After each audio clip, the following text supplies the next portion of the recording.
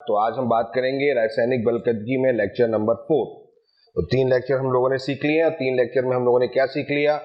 दर सीख लिया और साथ में कोटि के बारे में हमने सारी बातें सीख ली। और कोटि के साथ में हमने ये भी सीख लिया कि किसी जगह पर अगर सांद्रता का परिवर्तन किया जाता है तो दर में किस प्रकार से परिवर्तन होता है, वो सारी चीजें भी सीख ली। ठीक है, तो आज हम बात करेंगे उसके आगे। और आज हम बात करेंगे, सबसे पहले डिस्कस करेंगे अभिक्रिया की कोटि के प्रकार। तो चलिए शुरुआत करते हैं कोटि के प्रकार। एक मिनट।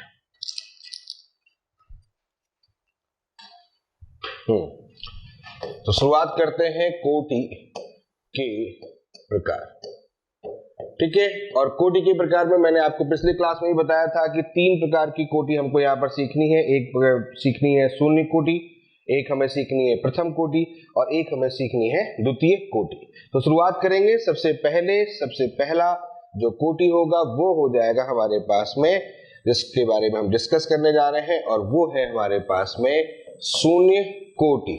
शून्य कोटि, इसको इंग्लिश में क्या बोलते हैं? इसको बोलते हैं zero order reaction. Zero order reaction, ठीक है, जीरो ऑर्डर रिएक्शन इसको बोलेंगे। तो देखिए, जीरो ऑर्डर रिएक्शन क्या है या शून्य कोटि क्या है, इसको अगर देखें तो हम उसके लिए क्या करेंगे, उसी तरीके से एक अभिकारक ले लेंगे। ए अभिकारक ले लिया और ए अभिकारक से हमने क्या बना लिया, वहां पर एक उत्पाद बना लिया। ठीक है, अभिकारक से एक उत्पाद हमने बना लिया। अब यहां पर देखें, t बराबर एक समय लिया 0, यानी कि t बराबर 0। t बराबर 0 का मतलब यह है कि अभिक्रिया प्रारंभ नहीं हुई। और अभिक्रिया जब प्रारंभ नहीं हुई तो मान लेते हैं उस जगह पर a की जो सांद्रता थी वो थी C0। a की सांद्रता C0 थी। अब t बराबर t समय ले लिया, कुछ समय था t बराबर t मान लिया हमने। तो जैसा कि आपको अच्छी तरीके से पता है कि A उत्पाद में परिवर्तित हो रहा है, इसका मतलब है A की सांद्रता में कमी आएगी। और A की सांद्रता में कमी आएगी तो अब जो t बराबर t पर जो समय जो हमें सांद्रता मिल रही है वो मान लेते हैं कितनी मिल जाए, Ct मिल जाए। अब बड़ा कौन होगा इसमें? तो सीधी सी बात है, बड़ा कौन होगा? बड़ा हमारा C0 होगा। छोटा कौन होगा? हमारा Ct होगा। ठीक है, अच्छा यहां पर इसको ऐसे भी लिख सकते हैं, अगर आप C0 Ct नहीं लिखना चाहते तो आप इसको A का रूप भी लिख सकते हो कि मान लेता हूं प्रारंभिक में जो सांद्रता है अभिकारक A की वो स्मॉल a है, और t बराबर t पर सांद्रता कम होगी तो बची हुई सांद्रता मान लेता हूं a माइनस x है। मतलब इसका मतलब ये कह सकते हैं कि x सांद्रता इसकी कम हो गई। अब x सांद्रता कम हो जाएगी तो ये कितना हो जाएगा, a माइनस x हो जाएगा। ठीक है, यहां तक समझ में आ गया होगी बात कि हमने क्या किया, t बराबर 0 और t बराबर t पर दो सांद्रताएं आपके सामने रख दी। अब शून्य कोटि के लिए जब दर लिखेंगे तो दर कैसे लिखेंगे, सोचिए जरा कैसे लिखेंगे। दर बराबर k a की घात 0, a की घात 0।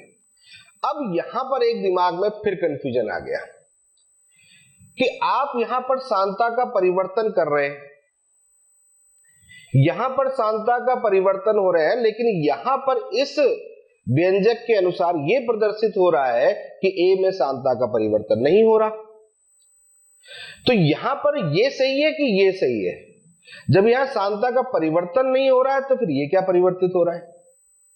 तो यहां पर दिमाग में कंफ्यूजन हो जाता है। अब इसको समझने की कोशिश करो। देखो, पहली बात यह है कि यहां पर सांद्रता का परिवर्तन हो रहा है। सुनिएगा बहुत गौर से जो मैं बात बोलने जा रहा हूं। यहां पर सांद्रता का परिवर्तन हो रहा है क्योंकि जब तक सांद्रता का परिवर्तन नहीं होगा तब तक उत्पाद का निर्माण नहीं होगा। यानी जब तक एक खत्म नहीं होगा तब तक उत्पाद कैसे बनेगा? और अगर उत्पाद ही नहीं बनेगा तो फिर अभिक्रिया नहीं होगी, तो फिर इस अभिक्रिया का कोई मतलब ही नहीं है। बात समझ में आ रही कि नहीं आ रही? क्लियर है? तो इसका मतलब सीधा सा पहला ये है कि यहां पर सांद्रता का तो परिवर्तन हो रहा है, लेकिन हम ये कहेंगे कि जो वो सांद्रता का परिवर्तन हो रहा है वह सांद्रता का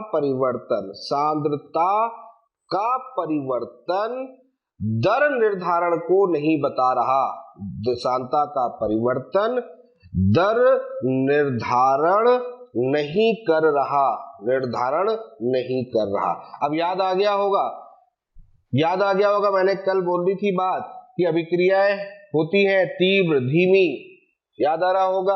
और धीमे पद जो होती है वो दर निर्धारण पद होता है, धीमा जो पद होता है वही दर निर्धारण पद होता है। लेकिन जब धीमे पद में वो है ही नहीं, यानी कि यहाँ पर धीमा पद है ही नहीं और है धीमा पद, तो उस जगह पर एक ही सांता का परिवर्तन नहीं दिख रहा है। क्लियर है? नहीं दिख रहा है। तो ऐसी स्थिति में हम कहेंगे कि ऐसी अभिक्रिया शून्य कोटि की अभिक्रिया होती है, जहां पर दर निर्धारण पद में एक ही सांता का परिवर्तन नहीं प्रदर्शित होता, लेकिन अभिक्रिया की सांता का परिवर्तन होता है, यानी अभिकारक की सांता का परिवर्तन होता है और अभिक्रिया होती है। क्लियर हो गया? समझ में आ रही बात? यहां तो कोई डाउट नहीं ना? क्लियर है? ये चीज आपको दिमाग में रखनी है। अब कभी कभी आपके दिमाग में होगा तो ठीक है, चलो ये तो हम समझ गए कि आपने समझा दिया, हम समझ गए, ठीक है, लेकिन हम कैसे पता करेंगे? कैसे पता करेंगे? हमें कैसे जानेंगे कि वो जो अभिक्रिया है वो शून्य कोटि की अभिक्रिया है? देखो, उसका भी एक छोटा सा तरीका है।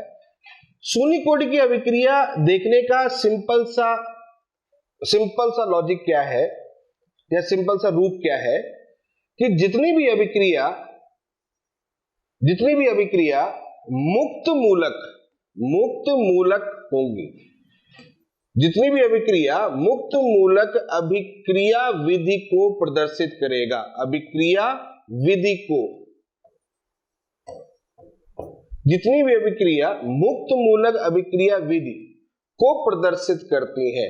अब ये बात फिर कोई जानी पहचानी आपको समझ में आ रही होगी। मुक्त मूलक क्रिया विधि, मुक्त मूलक क्रिया विधि आपने पढ़ा होगा जब हमने ऑर्गेनिक पढ़ी होगी। ऑर्गेनिक में आपने पढ़ा होगा रिएक्शन मैकेनिज्म चैप्टर, यानी कहां पर होता है रिएक्शन मैकेनिज्म? आइसोमेरिज्म के बाद पढ़ते हैं, यानी समावेता के बाद पढ़ते हैं क्रिया विधि। तो वहां पर क्रिया विधि हम लोग पढ़ते हैं, वहां पर हम पढ़ते हैं आयनिक क्रिया विधि, वहां पढ़ते हैं हम लोग मुक्त मूलक क्रिया विधि। तो मुक्त मूलक क्रिया विधि जहां पर होती है, जितनी भी अभिक्रिया मुक्त मूलक क्रिया विधि को होती है, वो शून्य कोटि अभिक्रिया को प्रदर्शित करते हैं। अब आप कहोगे सर भूल गए, मुक्त मूलक क्रिया विधि भूल गए सर, या नाम सुना है या नाम नहीं सुना, फिर कैसे देखेंगे? चलो वो भी मैं आपको बता देता हूं। देखो कैसे पहचानना उसमें, अगर कोई अभिक्रिया सूर्य के प्रकाश में है, बात को समझना, किसके? सूर्य के प्रकाश, सूर्य के प्रकाश, कोई अभिक्रिया अगर सूर्य के प्रकाश में है, समझ गए बात को? सूर्य के प्रकाश में है तो इसका मतलब वो कैसी होगी? मुक्त मूलक अभिक्रिया होगी, सूर्य के प्रकाश में होगी। ठीक है, थोड़ा सा कलर चेंज करता हूं, मुझे लगता है कलर दिख नहीं रहा होगा आपको। हाँ, सूर्य के प्रकाश में अगर है, सूर्य के प्रकाश में है तो इसका मतलब वो मुक्त मूलक अभिक्रिया विधि है। ठीक है, या किसी धातु की सतह, धातु की सतह, तो धातु की सतह पर अगर है तो भी वो कैसी होगी? मुक्त मूलक क्रिया विधि होगी। बात समझ में आ रही है? धातु की अगर सतह पर भी है तो भी वो मुक्त मूलक क्रिया विधि को प्रदर्शित कर रहा है। ये दो बातें आप दिमाग में रख लो, काम बन जाएगा आपका।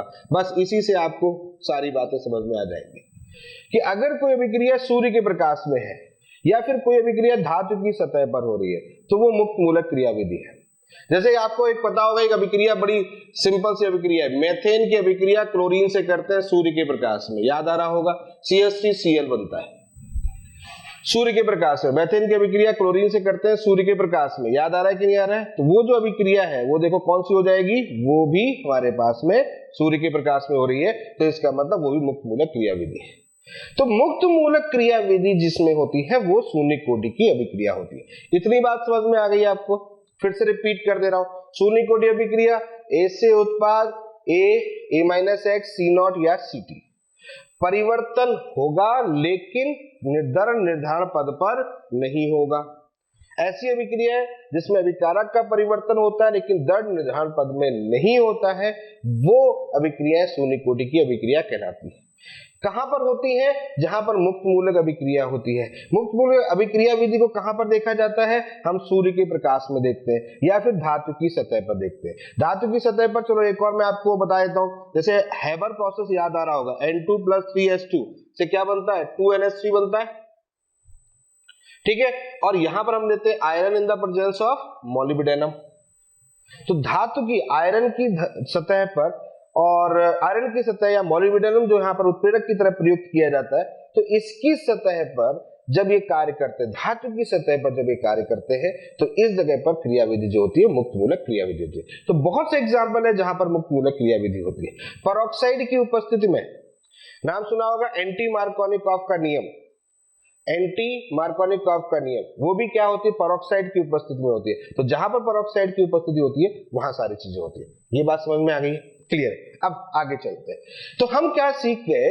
हम कहां तक पहुंच गए? हम पहुंच गए इस जगह तक, यानी ए से हमने बनाया उत्पाद, ए से बनाया हमने उत्पाद, t बराबर 0 पर यहां पर हो गया C0 और t बराबर हो गया आपका Ct। इसको हमने बोला a और इसको बोला a माइनस x। ठीक है, यहां तक समझ में आ गया? ठीक, अब आगे सुनो। तो दर बराबर क्या लिखा? दर बराबर लिखा कि a की घात 0, ये लिख दिया। ठीक, ये हो गया हमारा दर व्यंजक। किसके लिए हो गया? शून्य कोटि अभिक्रिया के लिए दर व्यंजक हो गया। अब यहां पर हम ज्ञात करेंगे, अब हम यहां पर क्या ज्ञात करेंगे? यहां पर हम ज्ञात करेंगे k का मान, k का मान ज्ञात करेंगे। तो चलो कैसे k का मान ज्ञात करते हैं, पहले तो आप इसको समझ लो। तो देखो इसका a का दर लिखेंगे तो कैसे लिखेंगे? सब लोग इधर ध्यान रखिए। a का हमें दर बराबर k इंटू a लिखना है, तो कैसे लिखेंगे? यहां पर यहां लिखेंगे d डिवाइड बाई dt। सिखा चुका हूं मैं आपको ये देखो a याद आ गया। दर बराबर कितना हो जाएगा? दर बराबर a के लिए कितना हो जाएगा? दर बराबर हो जाएगा माइनस, अभिकारक है माइनस इसलिए लगा दिया, d divide by dt a लगा दिया, बराबर यहां पर आ गया आपका k। अब a की घात हो गया 0, a की घात 0 का मान हो जाएगा 1, वो तो गया। ठीक, अब एक काम करो, dt को इधर ले आओ, तो माइनस da बराबर k dt, ये कर दिया अपन ने, यार समझ में आ गया? ठीक, अब कर दो यहां पर इंटीग्रेशन, क्योंकि सांद्रता का परिवर्तन हो रहा है। तो सांद्रता का परिवर्तन कहां से हो रहा है? Lower limit C0, higher limit Ct। तो C0 से Ct में परिवर्तन हो रहा है। क्लियर, समझ में आ गया? ये हो गया लोअर, ये हो गया हायर। और यहां पर हम t के सापेक्ष ले रहे हैं, क्योंकि t के सापेक्ष ही सारी परिवर्तन हो रही है, तो t के सापेक्ष ले रहे हैं। तो यहां हो गया आपका 0 और यहां हो गया आपका t। क्लियर है? यहां तक समझ में आ गई बात? ठीक, क्या किया हमने? यहां पर इंटीग्रेशन कर लिया। किसके इंटीग्रेशन किया? ये जो दर व्यंजक है इसके अनुसार। तो minus da divide by dt equal to k। Clear हो गया? a0 की वैल्यूज कितनी हो जाएगी? 1, k यहां, k dt यहां, da यहां, इंटीग्रेशन कर दिया, माइनस आगे रखा, C0 Ct da is equal to k dt 0 से t। ठीक है, अब आगे समझते हैं, आगे समझना स्टार्ट करते हैं। इंटीग्रेशन करोगे इसका तो कितना आ जाएगा? a आ जाएगा, a आ जाएगा। ठीक है, माइनस आगे रहेगा माइनस आगे। लोअर लिमिट और हायर लिमिट को यहां पर ले लेते हैं। ठीक, यहां कितना हो गया? C0, यहां कितना हो गया? Ct is equal to k, यहां आ जाएगा t, यहां आ जाएगा t, ये हो जाएगा 0 और ये हो जाएगा t। अब वैल्यूज तो रखना आपको आता ही होगा, higher limit minus lower limit, यही तो रखना है, higher limit minus lower limit, ये रख लो।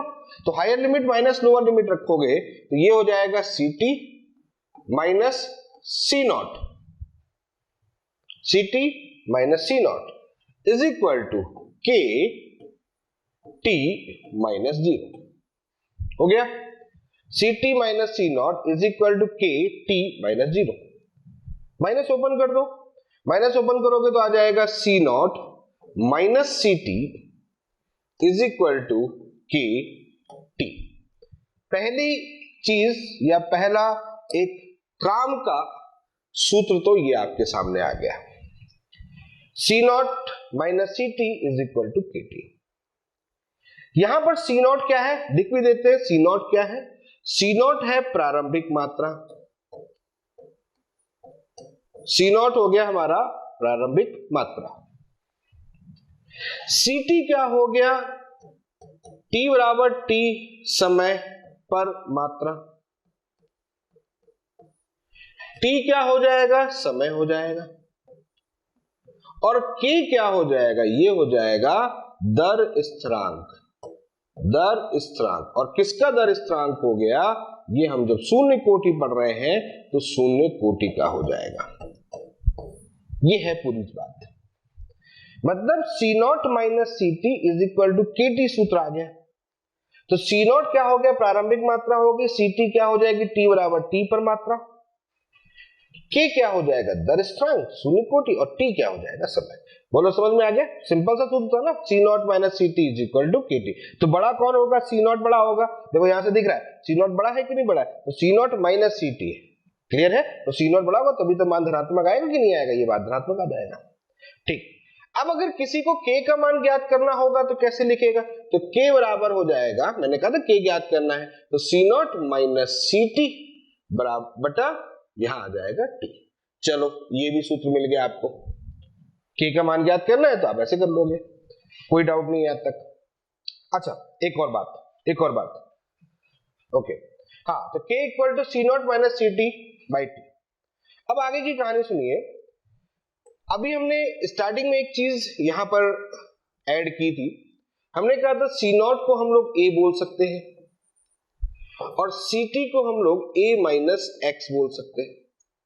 ये बात मैंने बोली थी ना, स्टार्टिंग बात बोली थी कि सी नॉट को हम लोग ए बोल सकते हैं और सी टी को ए माइनस एक्स बोल सकते हैं। अगर हम इस वैल्यूज को यहां रख दें या वहां रख दें जो इससे पहले फॉर्मूला आया था तो क्या होगा? चलो सोचते हैं वहां पर कैसे रखा जाएगा, या चलो यही रख लेते हैं, कहीं दिक्कत नहीं है। तो के बराबर यहां पर सी नॉट की जगह पर रख दो ए माइनस सी टी की जगह हो जाएगा ए माइनस एक्स बाई टी हो जाएगा। के बराबर ए माइनस एक्स बाई टी। तो ए से कैंसिल आउट हो जाएगा तो के इक्वल टू हो जाएगा एक्स बाई टी। लो बेटा एक और सूत्र आपके सामने आ गया, के बराबर एक्स बाई टी। तो देखो कितने सूत्र मिल गए आपको। पहला सूत्र कौन सा मिल गया? C naught minus C T is equal to K T, पहला सूत्र हो गया। दूसरा के ज्ञात करने वाला ये हो जाएगा, और तीसरा के ज्ञात करने वाला K equal to X by T. Clear है? समझ में आ रहा है? एक्स कहां से आ गया बेटा? एक्स कहां से आ गया? अच्छा क्वेश्चन है, देख लो। ए से उत्पाद बनाया आपने, मान लेते हैं प्रारंभिक मोलों की संख्या ए है, प्रारंभिक मोलों की संख्या ए है, ठीक है क्लियर। अब कुछ तो मामला खत्म होगा ना, कुछ तो मोल खत्म होंगे, कुछ तो सांता खत्म होगा, तो मान लेते कितना खत्म हो जाए? एक्स खत्म हो जाए। रासायनिक साम्य में यही तो काम करते हैं, आयनिक साम्य में यही तो काम करते हैं। किसी भी अभिक्रिया में कोई भी अभिक्रिया अगर चल रही होती है तो उसमें ऐसे तो करते हैं कि भाई कोई कुछ मात्रा जो होती है उस मात्रा को यहाँ पर खत्म कर देते हैं, तो बची हुई मात्रा जो होती है वही दिखती है। क्लियर है? समझ में आ गया? एक्स कहां से आ गया? यासिका ने जो पूछा था, ठीक है, कोई डाउट तो नहीं है? तो बात हम जो कर रहे थे फॉर्मूले की बात कर रहे थे, तो तीन फॉर्मूले हमारे पास में हैं, बहुत इंपॉर्टेंट है बेटा तीनों फॉर्मूले। फर्स्ट फॉर्मूला जो इससे पहले था ये देखिएगा, ये हमने यहां पर लिया C naught minus C T is equal to K T first. Second के को हमने ऐसे कर लिया, समझ गए होंगे। और थर्ड जो ये एक्स यहां पर लिया, एक्स जो यहां पर लिया है, ये एक्स क्या है? जितनी मात्रा हमारी खत्म हो गई है, जितनी मात्रा वहां पर अभिक्रिया में प्रयुक्त हो गई है वो यहाँ पर एक्स है। तो इतनी बात आपको पहले तो शून्य कोटि के लिए दिमाग में रखनी है। अब आते हैं अगले भाग पे, यानी कि प्रश्न किस तरीके से बनते हैं, प्रश्न किस तरीके से पूछे जाते हैं। तो चलिए उसके बारे में हम लोग अब आगे की बात, आगे की रणनीति, आगे की चीजों के बारे में देखते हैं। तो ठीक है, तो प्रश्न ले लें, एक सबसे सिंपल सा प्रश्न ले लेते हैं बेटा। देखो सबसे सिंपल सा प्रश्न है, ए से क्वेश्चन में लिखा गया है ए से उत्पाद, और क्वेश्चन के अंदर यहां पर मैं लिख देता हूं ये है हमारा शून्य कोटि अभिक्रिया, ठीक है ओके। अब क्वेश्चन में देखो, यहां लिखा गया है कि 25% वियोजन के बाद, क्वेश्चन की लैंग्वेज समझना, 25% वियोजन के बाद k का मान ज्ञात करो। मैंने शॉर्ट में लिख दिया है, स्कूल वगैरह में जब क्वेश्चन आते हैं तो बहुत बढ़िया तरीके से लिखा जाता है, अभिक्रिया, अभिकारक, ये वो सब कुछ लिखा जाता है, ठीक है। मतलब क्या है वो मैंने आपको बता दिया कि 25% अगर वियोजन है तो 25% अगर वियोजन भाग हो जाए इस a का, तो k का मान ज्ञात करो, और t बराबर जो 25% जो वियोजन हो रहा है वो 100 सेकेंड में हो रहा है। यानी कि प्रश्न कुछ इस प्रकार है कि 100 सेकेंड में अभिकारक का 25% वियोजन हो जाता है, तो उस अभिक्रिया के लिए k का मान क्या होगा, इस प्रकार की एक लैंग्वेज होगी। क्लियर हो गया, ठीक है। अब इस क्वेश्चन को सॉल्व करना है, तो चलो शुरुआत करते हैं। पहले तो मैं ही आपको सॉल्व करके दिखाता हूं, देखो कैसे सॉल्व करना है इसको, क्या क्या चीजें हमारे पास है, पहले तो वो देख लो आप। देखो क्या क्या चीजें हैं, सबसे पहले तो बेटा हमारे पास में है समय, समय कितना है 100 सेकेंड, एक तो ये चीज हो गई, पहली चीज हो गई। दूसरी बात है वियोजन है 25%, 25% का मतलब क्या हो गया कि प्रारंभिक मात्रा कितनी हो गई 100, प्रारंभिक मात्रा कितनी हो गई 100। अब वियोजन कितना है 25%, इसका मतलब x का मान कितना हो जाएगा, x का मान कितना हो गया 25, बोलो समझ में आ गया, x का मान कितना हो गया 25, ठीक।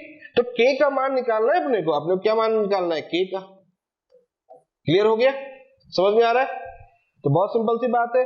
तो x a t और k, तो क्या संबंध होता है, ये संबंध देखो दिख रहा है आपको, ये संबंध दिख रहा है, हमें k निकालना है तो हमें x की आवश्यकता है, x यहां पर रखा हुआ है, तो यहां k equal to x upon T, simple.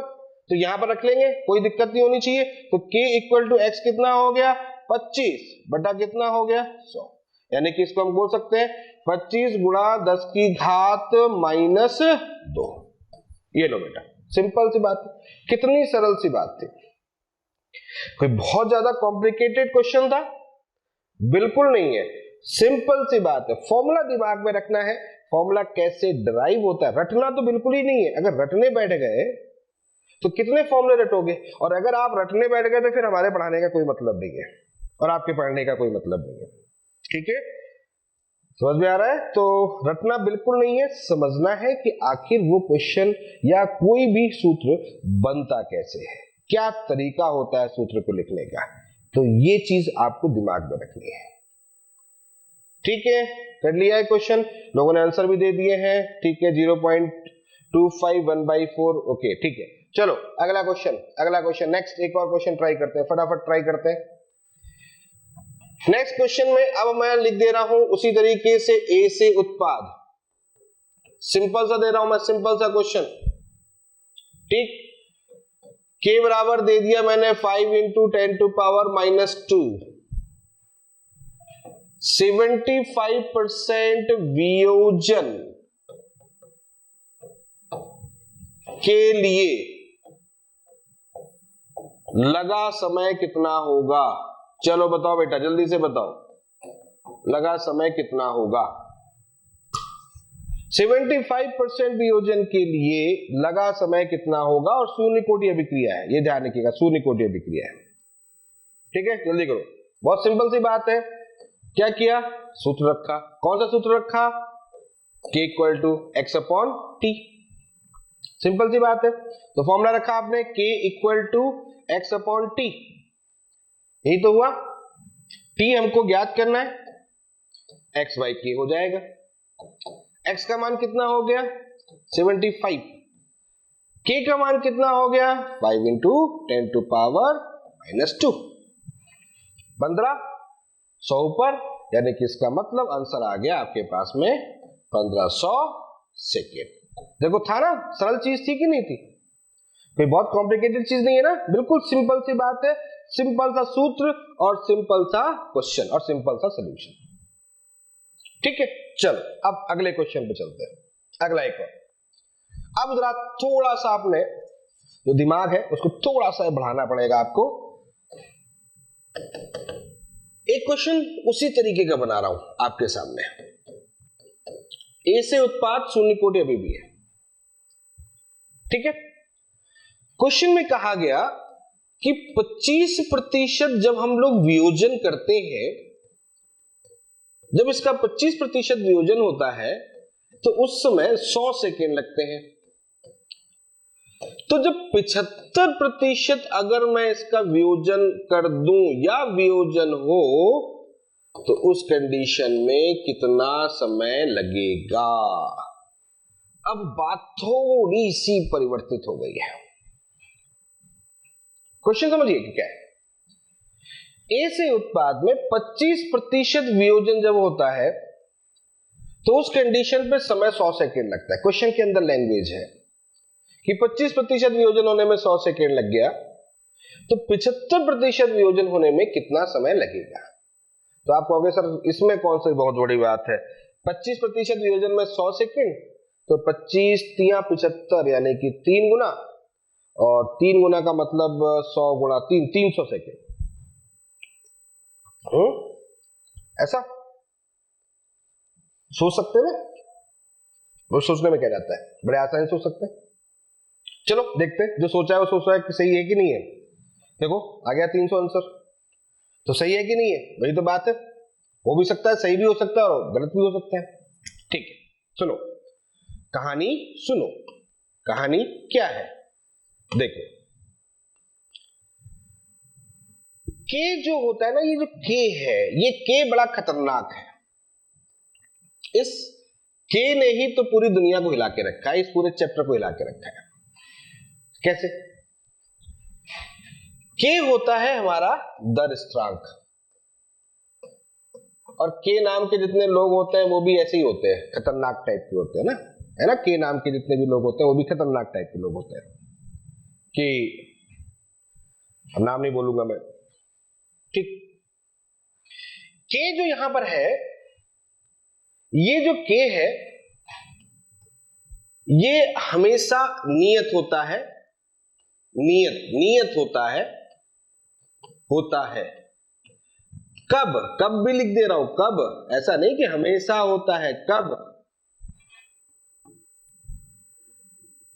समान अभिक्रिया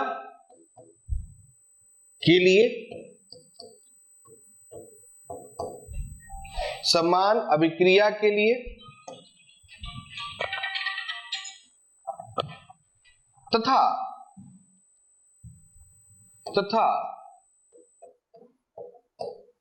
समान कोटि के लिए।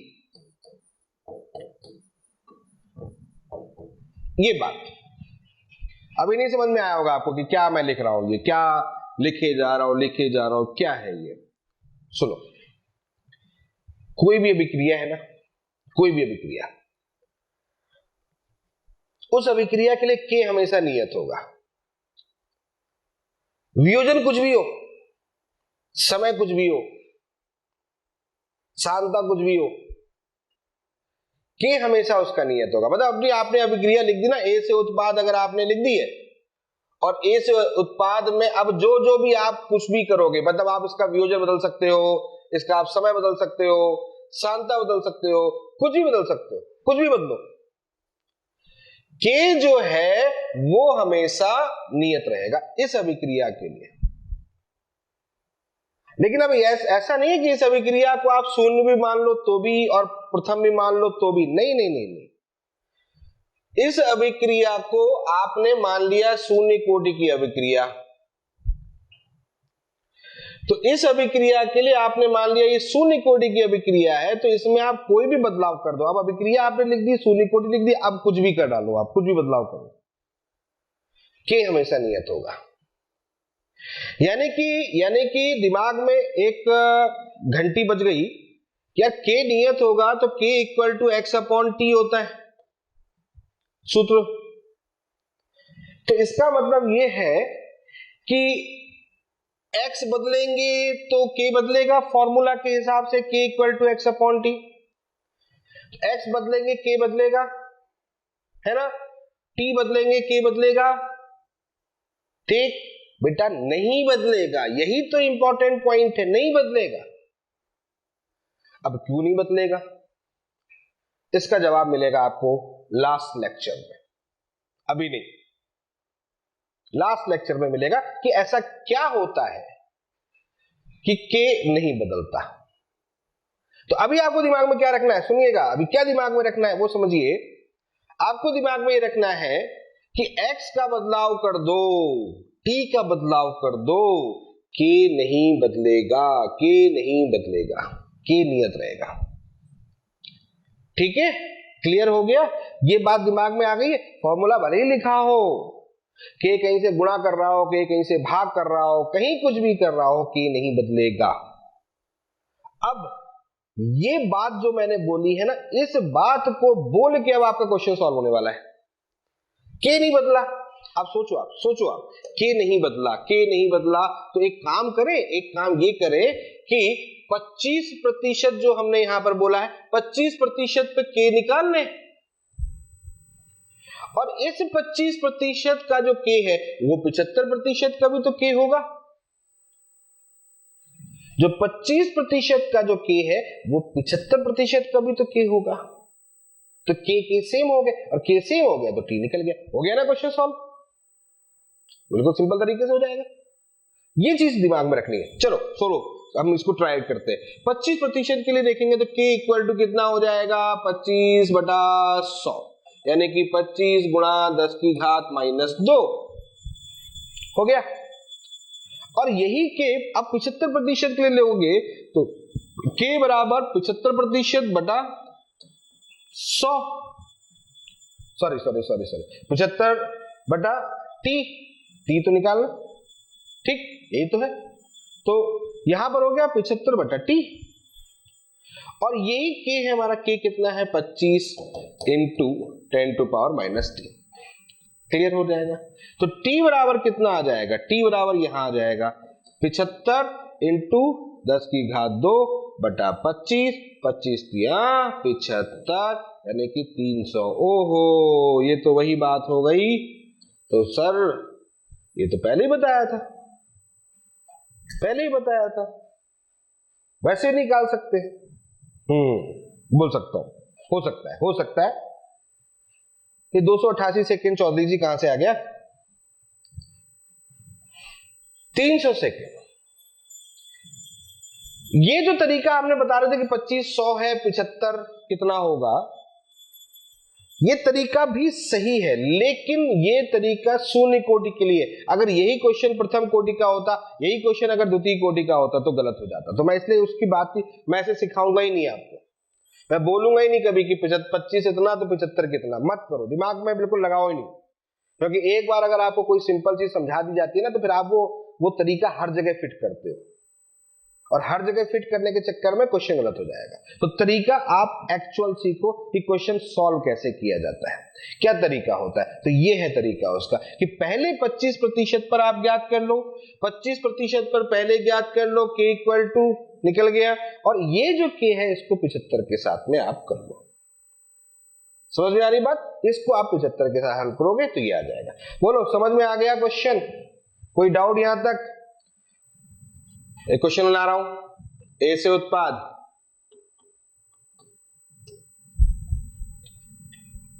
बीस प्रतिशत वियोजन में लग रहा है 100 सेकेंड, शॉर्ट में लिख दे रहा हूं मैं, 20% में 100 सेकेंड, तो 75% में कितना समय लगेगा? अब जुगाड़ वाले सोच रहे होंगे 20 में 100 यानी कि 80 में 400,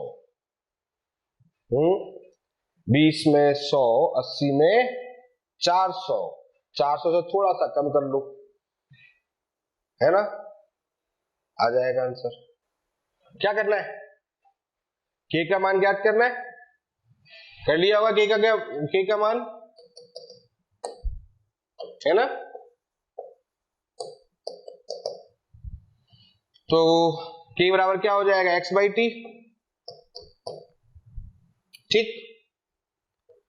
तो के का मान ज्ञात कर लेते हैं, x कितना हो गया 20, 20 बटा कितना हो गया 100, कट गया, कितना आ जाएगा 0.2, ये k आ गया।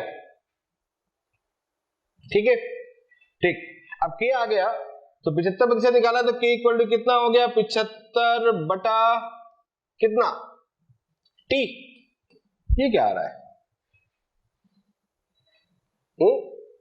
ठीक है, तो t बराबर कितना हो जाएगा 75 बटा k, हाँ सही तो है, 75 बटा कितना हो जाएगा 0.2, तो 750 बराबर 300 कितना 75 सेकेंड। गुड, वेरी गुड, आगे समझ में 1/5 375 क्या नैतिक, ठीक है, चलो ठीक है, बढ़िया बढ़िया, जो भी है सब बढ़िया, आगे समझ में क्लियर है, 375 हो जाएगा।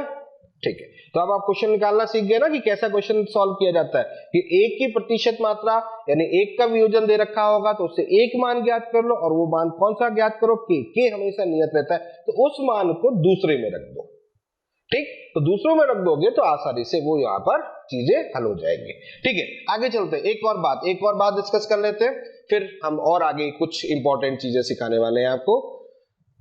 अर्ध आयु, इस पर भी एक बात दिमाग में रखनी है आपको। अर्ध आयु क्या होता है बेटा? अर्ध आयु, अर्ध आयु क्या होता है? किसी भी पदार्थ की मात्रा जितने समय में आधी हो जाती है वह उसकी अर्ध आयु होती है। ठीक है, यही तो होता है ना अर्ध आयु। ठीक, तो अर्ध आयु से संबंध की बात कर रहे हैं यहाँ पर, तो अर्ध आयु से संबंध की बात करेंगे तो कैसे अर्ध आयु यहाँ पर, यानी कि टी हाफ अगर हम बात करें, या ऐसे कह सकते हैं, यहां लिखे टी हाफ व के में संबंध, ऐसे भी आप इसको बोल सकते हो। तो चलो टी हाफ और के में संबंध हम ज्ञात करते हैं यहां पर। तो के बराबर क्या था? x अपॉन टी, के बराबर है हमारा x अपॉन टी। ठीक, ये हमारा सूत्र है, मेन सूत्र है ये। ओके, अब इस सूत्र में थोड़ा क्या क्या बदलाव कर सकते हैं, देखो k बराबर x की जगह कितना लिखेंगे, x की जगह कितना लिखेंगे, सोच के सिर्फ बताओ, आप सोचो x की जगह कितना लिखेंगे। हम स्टार्टिंग में लिखते हैं a से उत्पाद, यहाँ a, यहाँ a, यहाँ लिख रहे थे a माइनस x, है ना, कहां पर a माइनस x। अब जो x लिखा है इसका मतलब ये a का आधा ही तो होगा, तभी तो उस जगह पर जो मात्रा निकल के आएगी वो आधी निकल के आएगी। x बराबर a/2 हुआ तो x माइनस a/2 बराबर a/2, यानी कि इसका मतलब इसकी मात्रा आधी निकल के आई कि नहीं आई। और ये जिस समय पर होगा वो t बराबर t हाफ, यही तो होगा, यानी यहां पर जो t होगा वो t हाफ होगा। बस इतनी सी बात है, क्लियर हो गया, समझ में आ गई बात, ये चीज क्लियर हो गई है, यानी कि x बराबर a/2 तो t बराबर t हाफ। ठीक है, ये चीज समझ में आ गई होगी आपको। तो वही चीज यहां पर हम रखने वाले हैं, कौन सी चीज यहां पर रखने वाले हैं, वो चीज रखने वाले हैं t की जगह हमें क्या लिखते हैं, t हाफ लिखते हैं। तो यहां पर हम लिख देंगे बेटा t हाफ, और x की जगह लिख देंगे a/2, x की जगह रख देंगे a/2 और t की जगह t हाफ। तो इसका मतलब टी हाफ यहां पर जो हम लोग याद करेंगे तो T half is equal to कितना हो गया, a अपॉन 2k। ये देखो बेटा मिल गया हमको एक सूत्र, टी हाफ बराबर a अपॉन 2k। a क्या है, a है प्रारंभिक मात्रा, a है प्रारंभिक मात्रा, समझ गए बात, a है प्रारंभिक मात्रा, तो a प्रारंभिक मात्रा, k दर स्थिरांक, और t हाफ क्या हो जाएगा, ये हो गया अर्ध आयु। तो संबंध आपको समझ में आ गया, t half equal to a upon 2k। कोई दिक्कत यहां तक समझ में आ रही बात, कहीं कोई प्रॉब्लम नहीं है? ठीक है, तो क्वेश्चन शायद मेरे हिसाब से ये था, क्वेश्चन ही देख लेते हैं वो क्या था। ए से उत्पाद था और उसमें हमने एक बात बोली थी कि 20% जो वियोजन होता है वो किसमें होता है, 100 सेकेंड में होता है। ठीक है, ये बात थी। तो पूछा गया था कि अर्ध आयु के लिए कितना समय लगेगा, ऐसी तो था, यही तो था। तो क्या किया होगा, सबसे पहले k का मान ज्ञात कर लिया आपने, और k का मान ज्ञात किया तो k इक्वल टू कितना हो जाएगा आपका x अपॉन टी। तो k equal to x upon T, तो x की वैल्यूज हो गई 20, t की वैल्यूज हो गई 100, इसका मतलब यहां पर वैल्यूज हो गया 0.2 आ गया। ठीक, यहां से हमने k का मान निकाले। अब k बराबर क्या होता है, k बराबर होता है a upon 2 into T half, यही तो होता है। क्लियर? तो टी हाफ हमको यहां पर ज्ञात करना है, तो T half is equal to यहां कितना होगा a अपॉन 2 इंटू के। तो a का मान कितना है प्रारंभिक 100 प्रतिशत लिया था ना, तो a का मान कितना हो जाएगा 100 अपॉन 2 गुणा यहां पर आ जाएगा आपके पास में 0.2, समझ गए? तो यहां पर 0 हो गया, ये दशमलव आया, 0 हो गया, 4 आ गया, यानी कि 1000/4 कितना आ जाएगा 250 सेकेंड। समझ में आ गया? सिंपल सा क्वेश्चन था, बहुत सिंपल सा क्वेश्चन था, कोई बहुत कॉम्प्लिकेटेड क्वेश्चन नहीं है इसमें, बहुत सिंपल क्वेश्चन है। बस क्वेश्चन को सॉल्व करने का तरीका जो है वो आपको देखना पड़ेगा। क्लियर? कोई डाउट नहीं है? ठीक है, आगे चलते हैं, अगली बात करते हैं। तो अगली बात चलो कुछ ग्राफ पे कर लेते हैं, इस पे ग्राफ भी आ जाता है, उस ग्राफ पे भी बात कर लेते हैं। ग्राफ देखिएगा, सबसे पहले हम किसके लिए बना रहे हैं, हम पहले फॉर्मूला ही लिख लेते हैं, उसी से फॉर्मूले से ही हम डिफाइन करेंगे। C0 minus CT is equal to KT। ठीक है बेटा, C0 minus CT is equal to KT, ये हमारे पास में एक समीकरण है। तो इसमें जो ग्राफ हम आपसे पूछ रहे हैं वो ग्राफ है CT, ग्राफ है CT और T के बीच में, CT और T के बीच में। कर लोगे ग्राफ आप लोग? बोलो, CT और T के बीच में ग्राफ हो जाएगा ना, CT और T के बीच में। तो कैसे करेंगे CT? यहां CT है, ये KT इधर आ जाएगा, तो यहां हो जाएगा CT is equal to C0 minus KT, यही तो होगा, CT is equal to C0 minus KT। ठीक, ये क्या हो गया y, ये क्या हो जाएगा C plus mx, straight line कर दिया। x की जगह क्या रखा है, t रखा है, c की जगह C0 हो गया, और यहां पर जो प्रवणता ढाल है वो कैसी होगी, ऋणात्मक, यानी m इक्वल टू कितना हो गया माइनस के, यही तो होगा। तो m इक्वल टू माइनस के, तो इसका मतलब c धनात्मक है, तो c तो चला गया ऊपर, ये ऊपर हो गया, और उधर से उधर ले लो आप, तो इधर से इधर ले लो, इसका मतलब ये ऋणात्मक की तरफ चला गया, ढाल ऋणात्मक हो जाएगी। तो यहां पर अगर हम बात करें तो यहां पर स्लोप कितना होगा, स्लोप हो जाएगा आपका माइनस के। क्लियर है? कोई दिक्कत नहीं। तो ये हमारा एक ग्राफ बन गया, ये ग्राफ पूछा जा सकता है। चलो एक और ले रहे हैं, एक और हम आपसे ग्राफ डिस्कस कर रहे हैं K और T के बीच में, सॉरी X और T के बीच में, X और T के बीच में। चलो X और T के ग्राफ बना लो। बहुत सिंपल है, सोनी कोटी तो बहुत सिंपल है भाई, बहुत सिंपल है सोनी कोटी। असली लड़ाई तो, असली मजा तो आएगा कल वाली क्लास में, क्योंकि प्रथम कोटि जब चलेंगे तब मजा आएगा। लेकिन चलो कोई दिक्कत नहीं, थोड़ा सा मजा यहां भी ले लो, सोनी कोटि में भी। बताओ X और T के, तो क्या होगा, K equal to X upon T, यही तो होगा, यही तो फॉर्मूला है, K equal to X upon T। इसको अगर सही लिखोगे तो कैसे लिखेंगे, अगर इस रूप में लिखना चाहे तो कैसे लिखेंगे, तो K equal to X upon T, K equal to X upon T, तो X इज इक्वल टू कितना हो गया, K इंटू T, यही तो होगा। क्लियर? तो Y इक्वल टू क्या हो जाएगा, mx, C का मान 0, यानी कि इसका मतलब ओरिजिन यहां से जाएगा, धनात्मक, के धनात्मक हो गया, तो प्रवणता कैसी हो जाएगी, प्रवणता आ जाएगी धनात्मक के। तो दोनों ग्राफ समझ में आ गए आपको? क्लियर है? कोई डाउट नहीं होना चाहिए, यहां तक ये चीज क्लियर हो गई है। ठीक है, एक दो छोटी छोटी बातें और समझ लेते हैं, फिर आगे देखेंगे अगला पॉइंट। नेक्स्ट पॉइंट ये है कि एक K का मात्रक भी आपको सिखा देता हूं, ये काम की बात है, ये भी सीख लो आप, K का मात्रक। अलग अलग कोटि के लिए। तो अलग अलग कोटि के लिए k का मात्रक भी सीख लो आप, ठीक है। k का मात्रक क्या होता है वो देख लो आप। k का मात्रक आपको लिखना है तो एक सिंपल सी बात रखो दिमाग में, मोल 1 minus n litre n minus 1 second inverse, ये रखना है। मोल 1 minus n litre n minus 1 second inverse, ये दिमाग में रखना है। और n जो यहां पर है ये n है कोटि, ये बात मैंने आपको और सिखा दी, इसको भी ध्यान रखिएगा। मोल 1 minus n litre n minus 1 second inverse, और यहां पर हम n बराबर कोटि बोल दे रहे हैं, ठीक है।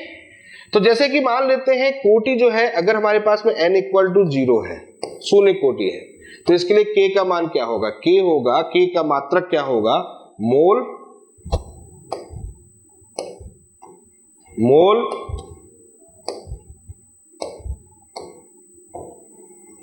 लीटर इनवर्स सेकेंड इनवर्स, ठीक है।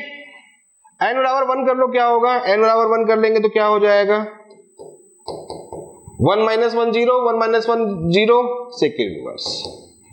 n बराबर 2 रखोगे तो क्या होगा,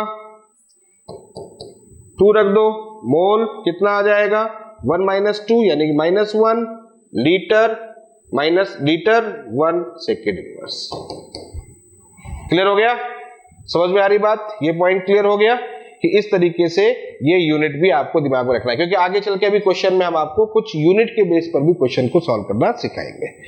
तो फिलहाल बेटा आज की बात यहीं पर रोक देते हैं। ये हमने आज आपको सिखा दिया शून्य कोटि अभिक्रिया, और शून्य कोटि अभिक्रिया में किस प्रकार से क्वेश्चन को देखा जाता है, ये चीज मैंने आपको सिखाई। तो अब आपको क्या करना है, अब आपको किताब में ढूंढना है शून्य कोटि अभिक्रिया से जुड़े हुए जितने भी प्रश्न है। फॉर्मूला आपको दिमाग समझ में आ गया, फॉर्मूला क्या है, C naught minus C T is equal to K T और k equal to X upon T. दो बातें और एक अर्धायु की। तीसरी बात आपको ध्यान रखनी है, इन तीनों से ही प्रश्न बनेंगे और इन तीनों के अंदर से ही प्रश्न बनेगा, ठीक है। तो आज आपको क्या करना है, आज आपको क्या करना है कि किताब में जितने भी क्वेश्चंस लगे हुए हैं, यानी कि एनसीईआरटी के जो भी आपके पास किताब है, जो भी आप रेफरेंस बुक यूज करते हो, उसके अंदर जितने भी शून्य कोटि के क्वेश्चन है उनको आप लगाएंगे, ठीक है। कल फिर मिलेंगे सेम टाइम पर प्रथम कोटि अभिक्रिया के साथ में, और प्रथम कोटि अभिक्रिया सबसे इंपॉर्टेंट इस चैप्टर का पार्ट है, ठीक है।